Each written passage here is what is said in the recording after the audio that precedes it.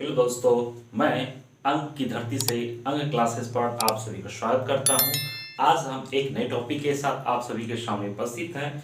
आज का जो टॉपिक है वो चक्रवृद्धि ब्याज से संबंधित है। इसी में एक टाइप आता है जो हम क्वेश्चन को लेके आए हुए हैं। यहाँ देखिएगा, सवाल दिया गया है 225 रुपए का धन 2 वर्ष में 256 रुपए हो जाता है, तो चक्रवृद्धि ब्याज की दर ज्ञात करें। यानी हमको दर ज्ञात करना है। धन दिया हुआ है आपका कितना है, धन शुरू में 225 रुपए है और 2 वर्ष में हो जाता है कितना, 256 रुपए।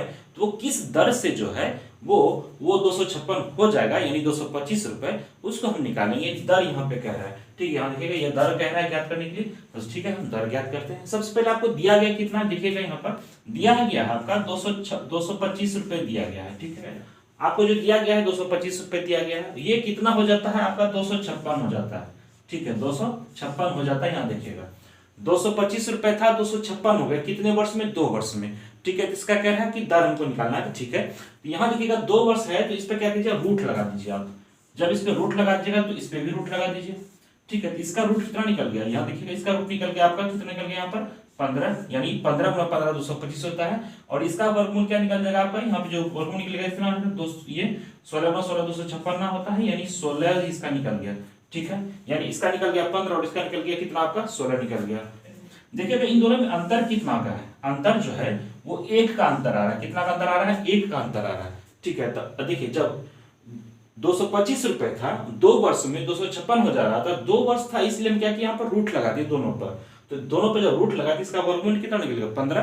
तो 15 गुना 15 225 होता है और 16 गुना 16 256 होता है, यानी इसका वर्गमूल निकल गया 15 और इसका वर्गमूल निकल गया 16। अब दोनों का अंतर कितना का, 1 का अंतर है। तो हमको क्या निकालना है, दर निकालना है। तो दर बराबर, यानी आर बराबर क्या निकल गया, अंतर, जितना अंतर है, अंतर गुना 100 बटे किस पे, हम किससे तुलना कर रहे हैं, यानी ये 15 से, यानी 225 था ना, 225 256 हो जा रहा था, तो हम 15 से ही क्या करेंगे, हम यहाँ पर रख देंगे।